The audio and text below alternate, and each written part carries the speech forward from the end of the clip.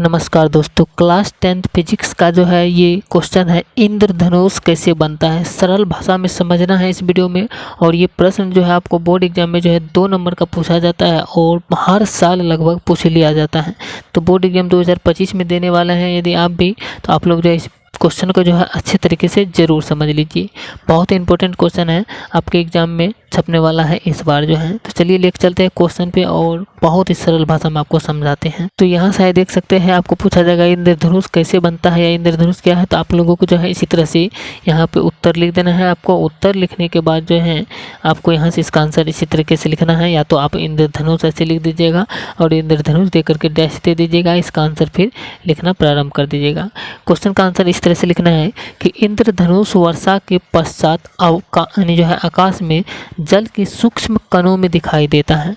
वायुमंडल में उपस्थित जल की सूक्ष्म बूंदों प्रकाश सूर्य के प्रकाश के परिप्रक्षेपण के कारण प्राप्त होता है। जल की सूक्ष्म बूंदें छोटे छोटे प्रिज्मों की भांति कार्य करती हैं।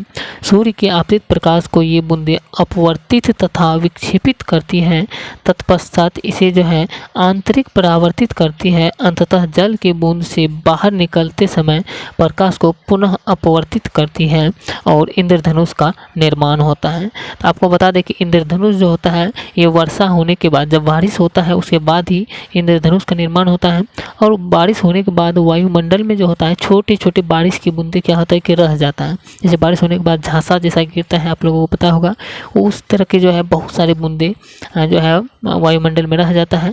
जैसे कि जब सूर्य का प्रकाश जो है उस पर पड़ता है, सूर्योदय होता है, यानी सूर्य जब निकलता है तभी धूप आता है, तो उसके बाद जो है उसका प्रकाश जब उसी कण पे पड़ता है तो क्या होता है, वहाँ पे परावर्तन भी होता है, अपवर्तन में अपवर्तन होने के बाद क्या होता है, उसका छोटे छोटे जो प्रिज्म की भांति कार्य करने लगता है। वो छोटे छोटे बूंदे और आकाश यानी सूर्य का प्रकाश जो है वहाँ पर पड़ने के बाद वो अपवर्तित हो जाता है और विक्षेपित भी होता है, यानी जो है विक्षेपित हो जाता है, सभी रंगों में विक्षेपित हो जाता है। तो वो जो है 7 रंगों में आकाश में जो है एक अर्धचंद्रमा की तरह जो है पट्टी बन जाता है और वो 7 रंगों की होता है, जिसे इंद्रधनुष कहते हैं। चलिए आप लोगों को एक पिक्चर के माध्यम से बताते हैं। मान लीजिए कि यहाँ पर क्या होता है, एक बारिश की बूंदे आया और बारिश की बूंदे इस तरीके से आएगा, बारिश की बूंदे आया और इस तरीके से बना हुआ। चलिए फिर से एक बार बना देते हैं आपको। इस तरीके से आया और बारिश के बूंदे जो है इस तरीके से यहाँ पे है। बारिश के बूंदे है तो क्या होगा, इस तरीके से मान लीजिए एक बड़ा बारिश के बूंदे की तरह बना दिए हैं।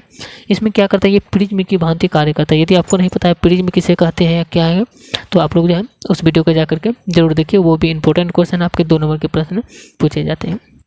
तो इस प्रिज्म की तरह काम करता है। तो यहाँ पर क्या होता है, जब मान लीजिए सूर्य है, सूर्य का प्रकाश यहाँ से आता है, तो यहाँ से क्या होता है, यहाँ पर आने के बाद जो यहाँ पे अपवर्तन होता है, अपवर्तन होता है तो ये क्या होता है, ये 7 रंगों में विभक्त हो जाता है। जैसे कि यहाँ पर मान के चलिए आपको यहाँ पे बता देते हैं कि जैसे सूर्य का प्रकाश यदि यहाँ से आ रहा है तो यहाँ से जाने के बाद जो है यहाँ पर इसका अपवर्तन होता है। अपवर्तन होने के बाद क्या होता है, ये फिर अभिलंबन सी जो है विरल माध्यम से सघन माध्यम में जाता है। देख सकते हैं बाहर वायुमंडल से जो है प्रिज्म में जाता है, ये जो अभिलंब की ओर मोड़ता है और यहाँ से फिर अपवर्तन जो होता है, यहाँ पर अभिलंब के होने के बाद यहाँ से जो है अभिलंब से दूर भागता है। तो ये क्या होता है, 7 रंगों में विभक्त हो जाता है।